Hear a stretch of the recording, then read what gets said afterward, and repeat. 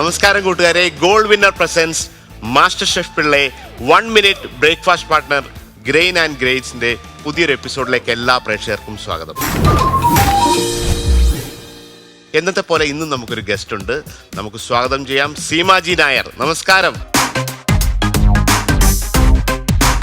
ഭയങ്കര സന്തോഷം വന്ന് കാണാൻ പറ്റി. എനിക്ക് ഒരുപാട് സന്തോഷം. ഒരുപാട് ഞാൻ കേട്ടിട്ടുണ്ട് കുറെ വർഷങ്ങളായിട്ടുള്ള കഥകളും കാര്യങ്ങളൊക്കെ. അപ്പൊ അതൊക്കെ ഒന്ന് അറിയണം, ഒരു ഡിഷ് ഉണ്ടാക്കി തരണം, ഇതൊക്കെയാണ് പ്ലാൻ.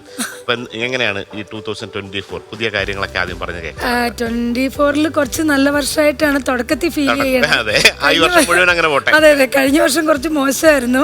ചിലപ്പോ അതും കൂടെ ചേർത്ത് ടീച്ചറിനൊരു ഇച്ചിരി നല്ല നല്ല അനുഭവങ്ങൾ തരുന്നുണ്ട് നമുക്ക്. എപ്പോഴും ഒരു മൊമെന്റം വന്നു കഴിഞ്ഞാൽ പിന്നെ അത് കീപ്പ് ചെയ്യുക, അതിനെ ഇങ്ങനെ ആഡ് ചെയ്യും. പോസിറ്റീവ് ആണെങ്കിൽ പോസിറ്റീവായിട്ട് ഇങ്ങനെ പൊക്കൊണ്ടേയിരിക്കും. അതെ അതെ, തുടക്കത്തിൽ എനിക്കൊരു ചെറിയ വിഷമം ഉണ്ടായിരുന്നു 24-ല്. പക്ഷെ ആ വിഷമം അങ്ങോട്ട് മാറി കിട്ടിയ പോലുള്ള കുറച്ച് അനുഭവങ്ങൾ വരുന്നുണ്ട്. അതുകൊണ്ട് ഒരുപാട് സന്തോഷം. ഇപ്പൊ എത്ര വർഷമായിട്ട് ഈ മേഖലയിൽ ചെയ്യുന്നു? എനിക്ക് 37 വർഷം കഴിഞ്ഞു. അതെ അതെ, ഞാൻ ഇങ്ങനെ പോണുണ്ട്. കാരണം മുങ്ങത്തും ഇല്ല പൊങ്ങത്തും ഇല്ലാത്ത അവസ്ഥയിൽ അതാണെന്ന് തോന്നുന്നു എനിക്ക് നല്ലത്. കാരണം എപ്പോഴും ഒരേ ഒരു ഇതിൽ കൂടി നമ്മളിങ്ങനെ മുമ്പോട്ട് പോകുവാണെങ്കിൽ കുഴപ്പമില്ല. പപ്പേട്ടന്റെ പടത്തിലൂടെ അതെ അതെ, അതേപോലെ ലെജൻഡറി ആയിട്ടുള്ള ഒരു ഡയറക്ടറുടെ കൂടെ ഒക്കെ വർക്ക് ചെയ്തു. അങ്ങനെയൊക്കെയുള്ള പല സംഭവങ്ങളും ഉണ്ടായിട്ടുണ്ടല്ലോ. സിനിമയും അല്ലെങ്കിൽ അഭിനയം ഇതൊക്കെ അല്ലാതെ പല ആൾക്കാരെയും സോഷ്യൽ ആക്ടിവിറ്റീസ് പലരെയും സപ്പോർട്ട് ചെയ്യാനായിട്ട് വരുന്നു. അതിനകത്തുള്ള ഹാപ്പിനെസ് കണ്ടെത്തുന്നതിലുള്ള സംഭവങ്ങൾ മോറോവർ ചെറുതിലെ മുതൽ അങ്ങനെയായിരുന്നു സാർ. കാരണം വീട്ടിലെ അമ്മ അങ്ങനെയാണ്.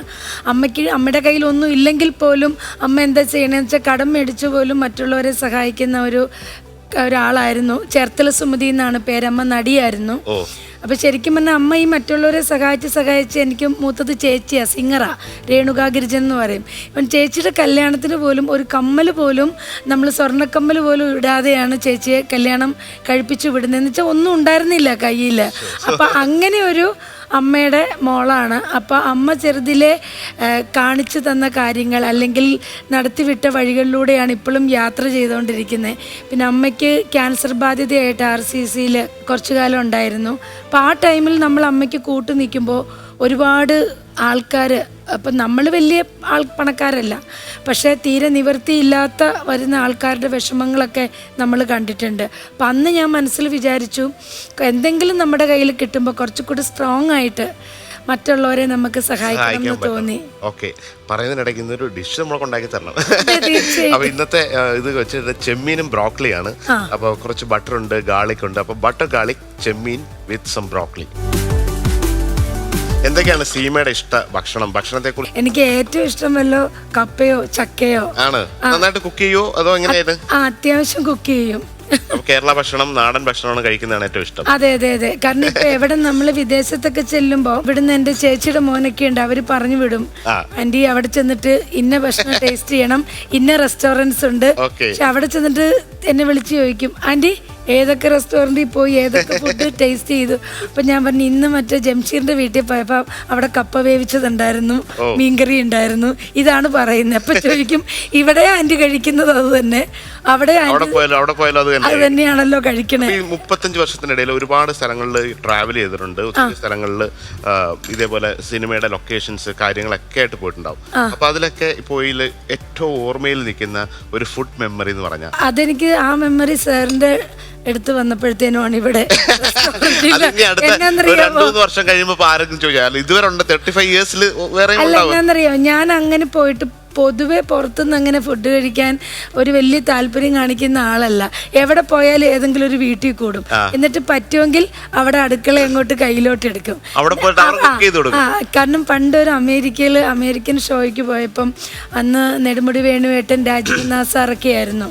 വാഷിങ്ടണിൽ ചെന്ന് കഴിഞ്ഞപ്പോഴത്തേക്കിനും അവിടുത്തെ ലതച്ചേച്ചിയൊക്കെ വീട്, അവർക്ക് ജോലിക്ക് പോകണമല്ലോ, അവർ ജോലിക്ക് പോകും. അപ്പം ഞാൻ പയ്യെ അടുക്കളയിലോട്ട് കയറും. അപ്പം ഞാൻ ഇവർക്കുള്ള ഫുഡ് ഞാൻ തന്നെ ഉണ്ടാക്കിക്കൊണ്ട് ഞാൻ വേണുവേട്ടനും രാജീവ് നാസാറിനും ഒക്കെ കൊണ്ട് കൊടുക്കും. അപ്പം എവിടെ ചെന്നാലും ഞാൻ അവിടെ അടുക്കളയിലോട്ട് കയറും. എന്നെക്കൊണ്ട് പറ്റുന്ന രീതിയിലുള്ള ഫുഡ് ചെയ്തിട്ട് ഞാൻ അവർക്ക് കൊണ്ട് കൊടുക്കും. അപ്പോൾ പിന്നെ സാറിൻ്റെ റെസ്റ്റോറൻറ്റ് ഇവിടെ തുടങ്ങി കഴിഞ്ഞപ്പോൾ 1-2 പ്രാവശ്യം ഇങ്ങനെ ഫ്രണ്ട്സും കൂടെ ചേർന്ന് വരാമെന്ന് വിചാരിച്ചു. പക്ഷെ അന്നൊന്നും സീറ്റ് കിട്ടിയില്ല. ഒരു ദിവസം എൻ്റെ മോൻ വെളിയിൽ പഠിക്കുക. അപ്പൊ അവൻ വന്നപ്പോഴത്തേക്കിനും ഞാൻ ഇന്നയാളുടെ മോനാണെന്നൊക്കെ പറഞ്ഞ് അവിടെ ആരെയൊക്കെ വിളിച്ച് സീറ്റൊക്കെ ഒപ്പിച്ച് അവസാനം എന്നെയും ചേച്ചിയെയും ചേട്ടനെയൊക്കെ കൂടെ റെസ്റ്റോറന്റ് കൊണ്ടുവന്നു. അപ്പൊ സാർ ഉണ്ടായിരുന്നില്ല അവിടെ. അന്ന് ഫിഷ് നിർവാണ കഴിച്ചു. പിന്നെ ഒരു ലോലിപ്പപ്പ്, അത് തന്നെ പുളിയിഞ്ചി അല്ലെ. അപ്പൊ എന്നോടത്ത് പറഞ്ഞു, അമ്മ അത് നല്ല ടേസ്റ്റ് ആണ്, ഇവിടെ അതുണ്ട് എന്ന് പറഞ്ഞിട്ട് അത് മേടിച്ചു തന്നു. അങ്ങനെ മോൻ കുറച്ച് സംഭവം ഓർഡർ ചെയ്തിട്ട് അന്ന് എനിക്ക് മേടിച്ചു തന്നായിരുന്നു അവിടുന്ന്. ഈ 35 years ആയിട്ട് ആ ഒരു ടൈമിൽ അമ്മ ഇതുപോലെ ഓൾറെഡി ഒരു അഭിനേതാവാണ്, കലാകാരിയാണ്. അവിടുന്ന് എൻ്റെ ഒരു കണ്ടിന്യൂറ്റി കിട്ടി. അപ്പോൾ ഈ 35 വർഷമായിട്ട് എക്സ്പീരിയൻസും കാര്യങ്ങളും ഒക്കെ ആയിട്ട് നിൽക്കുന്ന ഒത്തിരി പെൺകുട്ടികൾ അല്ലെങ്കിൽ ഇതേപോലെ അഭിനയത്തിന് ഒരുപാട് പേർക്ക് ഇപ്പോൾ ഒത്തിരി അവസരങ്ങൾ ഇൻസ്റ്റാഗ്രാം അല്ലെങ്കിൽ റീൽ വഴിയൊക്കെ വരും. അപ്പോൾ നിങ്ങളുടെ ഒന്നും ടൈമിൽ അതൊന്നും ഇല്ല. അപ്പോൾ ഇതിലേക്ക് വരാൻ താല്പര്യമുള്ള ഒത്തിരി ആൾക്കാരുണ്ട്. അവർക്ക് ഈ ഇത്രയും വർഷത്തെ ഒരു എക്സ്പീരിയൻസ് ഉണ്ടായിട്ട് ഈ സിനിമ അല്ലെങ്കിൽ അഭിനയം അല്ലെങ്കിൽ ഒരു ഷോ കലാരംഗത്തേക്ക് വരുന്നവർക്ക് കൊടുക്കുന്ന ഒരു ഫസ്റ്റ് അഡ്വൈസ് എന്തായിരിക്കും പറയും? സാറേ, ഇപ്പോഴത്തെ ജനറേഷനിലുള്ള ഒരു കുട്ടികളോടും, ആൺകുട്ടികളാണെങ്കിലും ശരി പെൺകുട്ടികളാണെങ്കിലും ശരി, നമ്മൾ അഡ്വൈസ് ചെയ്യേണ്ട ഒരു കാര്യമില്ല. അവർ തിരിച്ച് നമ്മളെ ഇങ്ങോട്ട് അഡ്വൈസ് ചെയ്യും. കാരണം എന്ന് വെച്ച് കഴിഞ്ഞാൽ അവർ ഭയങ്കര ഫാസ്റ്റാണ്.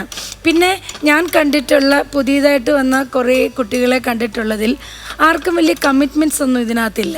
അവർ വരുന്നു, ആ ജോലി ചെയ്യുന്നു, അവർ പോകുന്നു എന്നതിലല്ലാതെ അവർ ഇത്രയും കാലം ഇവിടെ നിൽക്കണം എന്നോ അല്ലെ കുറേ വർഷം ഇവിടെ നിന്ന് അഭിനയിക്കണം എന്നോ അങ്ങനെ ഓരോ ആഗ്രഹവും ഞാൻ കാണുന്നില്ല. ഇപ്പം എൻ്റെ അമ്മയൊക്കെ ക്യാൻസർ ബാധിതയായിട്ട് RCCന്ന് അമ്മയെ ഡിസ്ചാർജ് ചെയ്തുകൊണ്ട് വരുന്ന സമയം കൊല്ലത്ത് വണ്ടി നിർത്തിപ്പന്ന് അമ്മ കൊച്ചിൻ സംഗമിത്രയിൽ അഭിനയിച്ചുകൊണ്ടിരിക്കുന്നത്. അപ്പോൾ അമ്മയ്ക്ക് പകരമുള്ള ആർട്ടിസ്റ്റ് വന്നിട്ടില്ല. നാടകം അന്ന് എങ്ങനെ നടത്തും എന്നുള്ളതിനെ കുറിച്ച് എല്ലാവരും ടെൻഷനായി.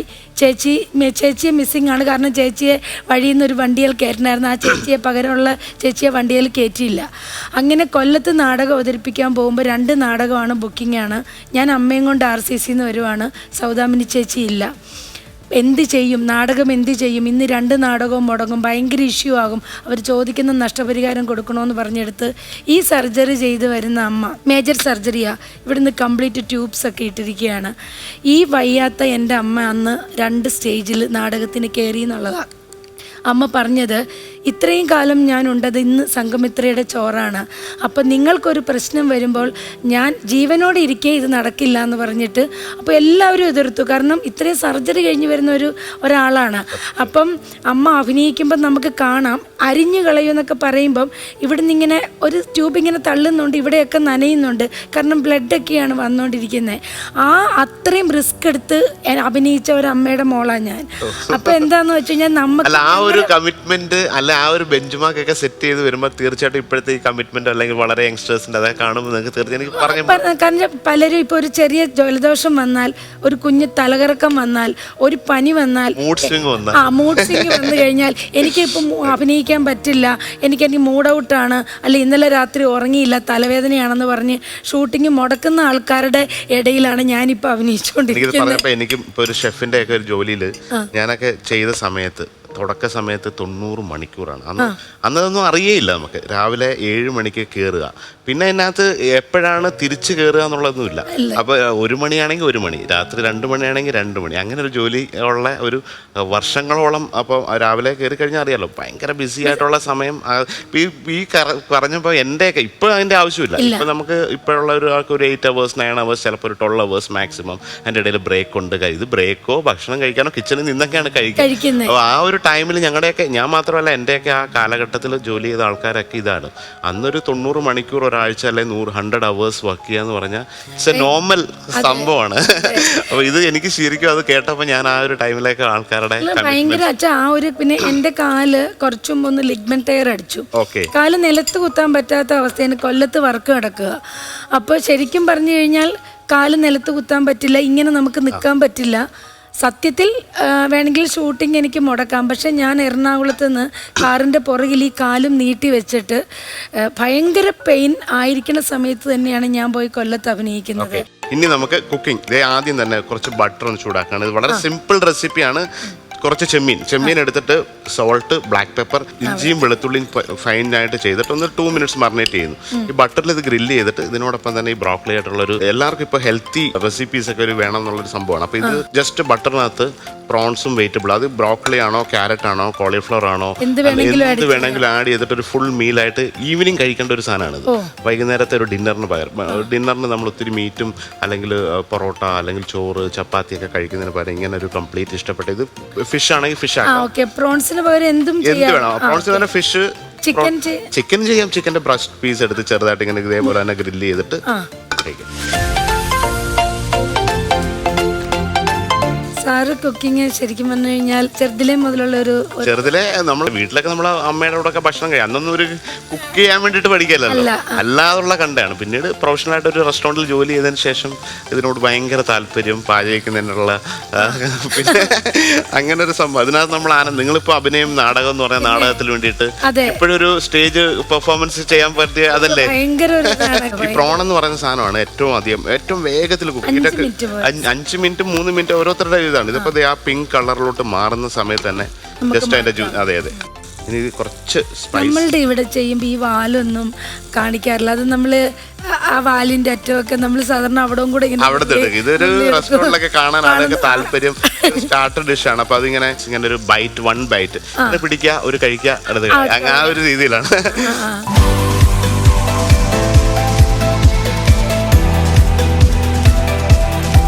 ഈ ഷൂട്ടിംഗ് ഒക്കെ ഇല്ലാത്ത സമയത്ത് അല്ലെങ്കിൽ വീട്ടിലൊക്കെ ഇരിക്കുമ്പോൾ ഈ പറഞ്ഞ പോലെ നാടൻ ഭക്ഷണമാണ് ഉണ്ടാക്കുക.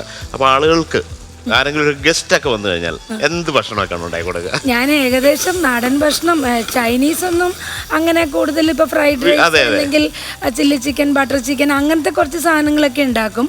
പക്ഷേ അപ്പം എന്താണ് നമുക്ക് തോന്നുന്നതെന്ന് വെച്ച് കഴിഞ്ഞാൽ അത് പല രീതിയിലുള്ള ഫുഡ് ഉണ്ടാക്കി കൊടുക്കും. അപ്പൊ ഇപ്പൊ കുറേശ്ശെ വരുമല്ലോ ഓരോന്ന്. കാരണം ഇപ്പൊ കപ്പയുടെ തന്നെയാണെങ്കിൽ പാൽക്കപ്പ അതൊക്കെ കാണുന്നുണ്ടല്ലേ.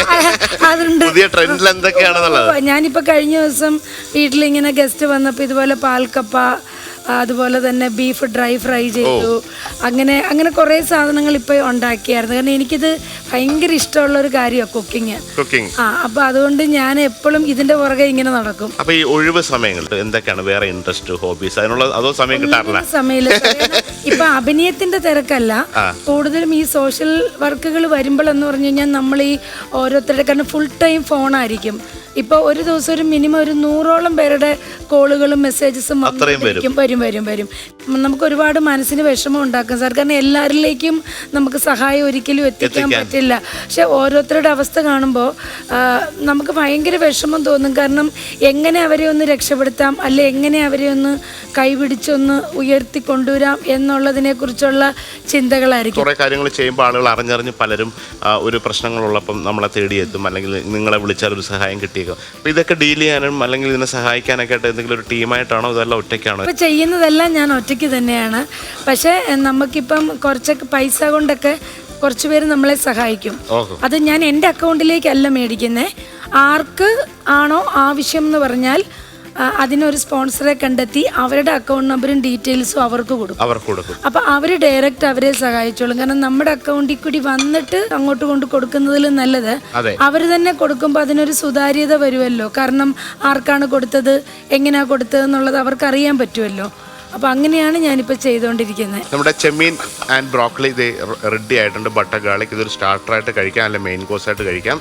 ഇത് നമുക്ക് ഇനി പ്ലേറ്റ് ചെയ്യാം.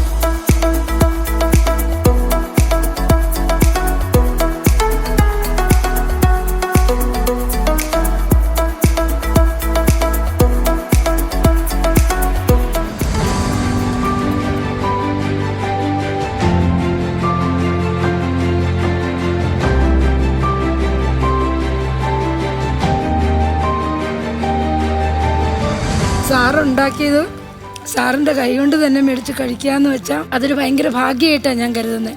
കാരണം ഒരു ഷെഫ് എന്നതിലുപരി ഒരുപാട് സോഷ്യൽ കമ്മിറ്റ്മെന്റ് ഉള്ള ഒരാളാണ് സാറ്. ഇപ്പൊ ഈ അടുത്ത് ഞാൻ നിഖിലിന്റെ ഒരു വീഡിയോ, നിഖിലും എന്റെ ഏറ്റവും പ്രിയപ്പെട്ട കൂട്ടുകാരിയുടെ മോനാ, ഷീബ എന്റെ ഏറ്റവും അടുത്ത ഫ്രണ്ടാ. അപ്പൊ ഞാൻ അത് കണ്ടു കഴിഞ്ഞപ്പം അപ്പം മുതൽ ഞാൻ സാറിനെ നേരിട്ട് കാണണം എന്ന് വിചാരിച്ചു.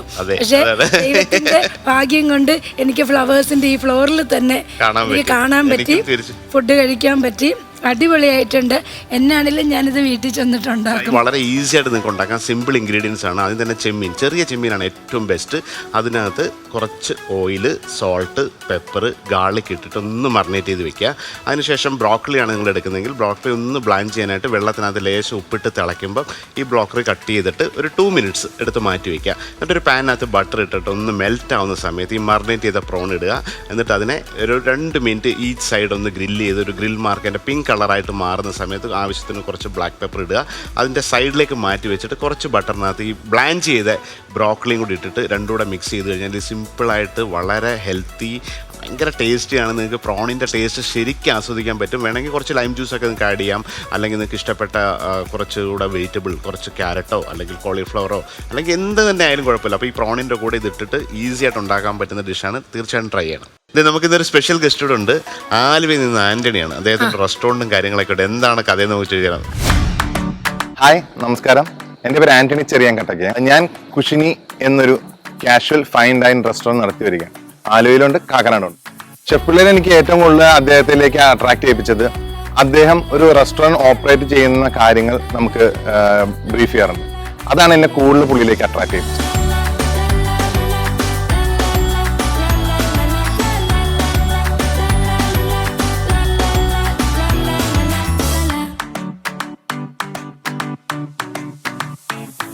അയ്യോ, ഇന്ന് എന്തൊക്കെയോ അടിപൊളി ഇത് പ്ലേറ്റ് ഒക്കെ ചെയ്ത് ഫുഡൊക്കെയാണ്.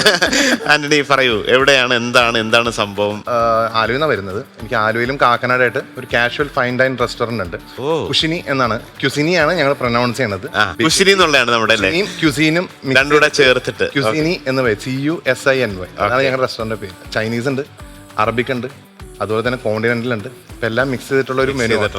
ഞാൻ 2005 മുതൽ പഠിത്തവും ജോലിയായിട്ട്, അതായത് ഹോട്ടൽ മാനേജ്മെന്റ് പഠിച്ചു. പിന്നെ ഒരു MNC കമ്പനിക്ക് വേണ്ടി ഒരു 3 വർഷത്തോളം അവരുടെ ചെയിൻ ഓഫ് റെസ്റ്റോറൻറ്റ്സിൽ വർക്ക് ചെയ്തു. പിന്നെ സ്വന്തമായിട്ട് തുടങ്ങാം എന്നൊരു പ്ലാനിൽ കമ്പനി റിസൈൻ ചെയ്തിട്ട് സ്വന്തമായിട്ട് റെസ്റ്റോറൻറ്റ് സ്റ്റാർട്ട് ചെയ്തു. ഏത് വർഷമാണ്? 2017 സ്റ്റാർട്ട് ചെയ്തു. കോവിഡിന് മുമ്പ്. ഓക്കെ. കോവിഡ് തരണം ചെയ്തു. ഇപ്പൊ ഞങ്ങൾ അന്ന് തുടങ്ങിയത് ഒരു 200 സ്ക്വയർ ഫീറ്റ് റെസ്റ്റോറന്റ്. അതിൽ 150 സ്ക്വയർ ഫീറ്റ് കിച്ചണും 50 സ്ക്വയർ ഫീറ്റ് സീറ്റിംഗ്. ഓക്കെ.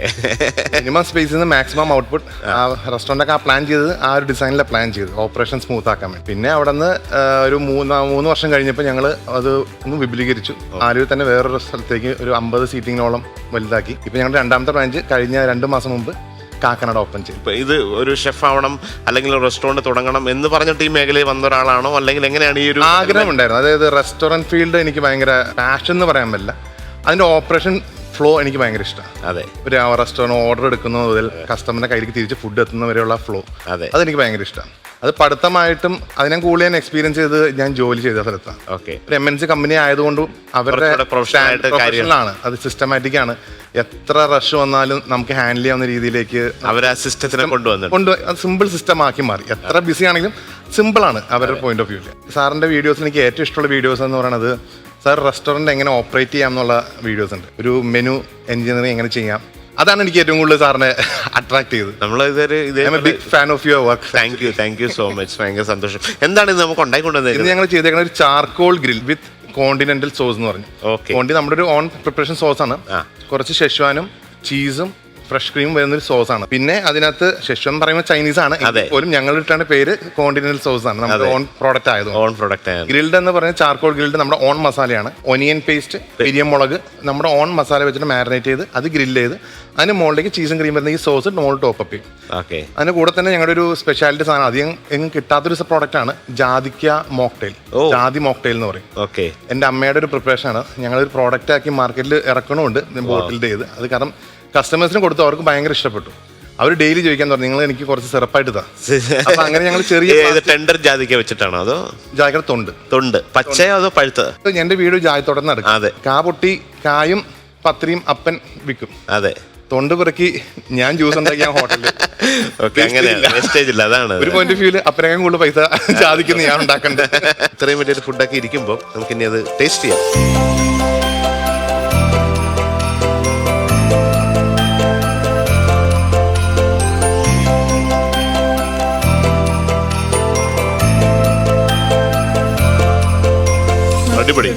നന്നായിട്ടുണ്ട്. Thank you. ജാതിക്ക ജ്യൂസിന്റെ കുറച്ച് പ്രോഡക്ട്സ് നമ്മളിപ്പം ആദ്യം ജ്യൂസ് ഇറക്കി, ഈ ജാതിക്ക ജ്യൂസ് ഇറക്കി. ജാതിക്ക മാത്രമാണോ ഇതിനകത്ത്? ജാതിക്ക അത് ജാതിക്കയുടെ തൊണ്ട് വരുന്നുണ്ട്, റെഡ് കളർ വരുന്നത്. ആ ജാതിക്ക പുഴുങ്ങി വരുമ്പം അതിന്റെ നിറം മറഞ്ഞ പിന്നെ പഞ്ചസാരയിൽ വറ്റിച്ചെടുക്കും. ജാതിക്ക കുക്കറിൽ പുഴുങ്ങിയെടുക്കും. Just recipe പറയണമെന്നുള്ളൂ. ജാതിക്ക തൊണ്ട് പുഴുങ്ങുക, അതിലേക്ക് ആ വെള്ളത്തിലേക്ക് പഞ്ചസാര പാനിട്ട് വറ്റിക്കുക, അതിലേക്ക് 2 ഗ്രാമ്പു ഇഞ്ചി നീരിട്ട്. നമ്മുടെ ഒരു ഗോവയിലൊരു കോക്ടെയിലിനകത്ത് ജിൻ ജാതിക്ക എന്നാണ് പറയുന്നത്. അത് ഹൈ റേഞ്ചിലുള്ള ഒരു നമ്മുടെ ഒരു സ്പെഷ്യലിസ്റ്റ് ആയിട്ടുള്ള ഒരു തോട്ടമുണ്ട്. അപ്പൊ അത് പക്ഷെ പിഞ്ച് ജാതിയുടെ തണ്ടെടുത്താണ്. അതെടുത്തിട്ട് അതിന്റെ ഒരു ജ്യൂസ് എടുത്തിട്ട്, ഈ ജാതിക്കയുടെ ജ്യൂസ് ഇപ്പൊ ജർമ്മനിയിൽ യൂറോപ്പിലൊക്കെ ഭയങ്കരമായിട്ട് ആളുകൾ ഈ ഗ്യാസ് ട്രബിൾ ഉള്ളവർക്കൊക്കെ ഫ്ലൈറ്റിൽ പോകുന്നതിന് മുമ്പൊക്കെ ഇതിന്റെ ജ്യൂസ് കൊടുക്കും. അപ്പൊ ഇതൊരു ജ്യൂസ് കൊടുത്തു കഴിഞ്ഞാൽ ഈ ജാതിയുടെ തൊണ്ട് ഭയങ്കരമായിട്ടുള്ളൊരു മെഡിസിനിൽ യൂറോപ്പിൽ ഇത് ഭയങ്കര പോപ്പുലറാണ്. അപ്പൊ ഇവിടുന്ന് കയറ്റി അയക്കുകയാണ്. അപ്പൊ അതിന്റെ പൾപ്പ് എടുത്തിട്ട് നമ്മൾ ജിൻ ജാതിക്ക എന്ന് പറഞ്ഞിട്ടൊരു കോക്ടെയിലും ചെയ്യുന്നുണ്ട്. അപ്പൊ പക്ഷെ ഇത് അതാ ഞാൻ ചോദിച്ചതുകൊണ്ട് ഇത് കുറച്ചുകൂടെ പഴുത്ത ഭാഗമാണ്, മറ്റേത് വളരെ ടെൻഡർ ആയിട്ടുള്ള പാട്ടാണ്. അപ്പൊ അതിന്റെ ജാതിയുടെ തൊണ്ടിന്റെ പിക്കിളൊക്കെ ഭയങ്കര കഴിച്ചിട്ടുണ്ടല്ലേ? എനിക്ക് കുറച്ച് സീനിയർ കസ്റ്റമേഴ്സ് ഉണ്ട്. അവർ ഡെയിലി ഈവനിങ് വാക്കിങ്ങിന് പോകും. ഒരു 6 o'clock ആകുമ്പോൾ എൻ്റെ റെസ്റ്റോറൻറ്റിലേക്ക് വരും, ഈ ജാതിക്ക കുടിക്കും, അവർ വീട്ടിലേക്ക് പോകും. ആന്റണി ഈ പറഞ്ഞ പോലെ ഈ ഒരു പാഷൻ കൊണ്ട് ഇപ്പൊ 2 ബ്രാഞ്ചായി ഇതിനെ കുറച്ചുകൂടെ വിപുലപ്പെടുത്തി നല്ലൊരു ഓപ്പറേഷൻ സിസ്റ്റം ഒക്കെ അറിയാവുന്ന ഒരാളെന്ന നിലയിൽ ഐ എം ഷുവർ കൊച്ചിയിലും മറ്റ് കേരളത്തിലെ മറ്റ് ഭാഗങ്ങളിലൊക്കെ ഇത് വരട്ടെ. അതുപോലെ സീമേച്ചി താങ്ക് യു സോ മച്ച് ഈ എപ്പിസോഡിൽ വന്നതും ഈ കഥകളൊക്കെ പറഞ്ഞ് കൂടുതൽ മറ്റുള്ളവർക്ക് കൂടുതൽ സഹായമാവുന്ന കാര്യങ്ങൾ ഈ വർഷം മുഴുവൻ നടക്കട്ടെ. അതുപോലെ ഹാപ്പിനെസ് കണ്ടിന്യൂസ് ആയിട്ട് വരട്ടെ എന്ന് ആശംസിക്കുകയാണ്. അപ്പോൾ gold winner presents master chef Pillai 1 minute breakfast partner grain and ഗ്രേസിന്റെ ഈ ഒരു എപ്പിസോഡ് ഇവിടെ തീരുകയാണ്. അപ്പോൾ ഇതേപോലെ വിശേഷങ്ങളൊക്കെ ആയിട്ട് ഞങ്ങൾ പുതിയൊരു എപ്പിസോഡിൽ വരും. Thank you so much.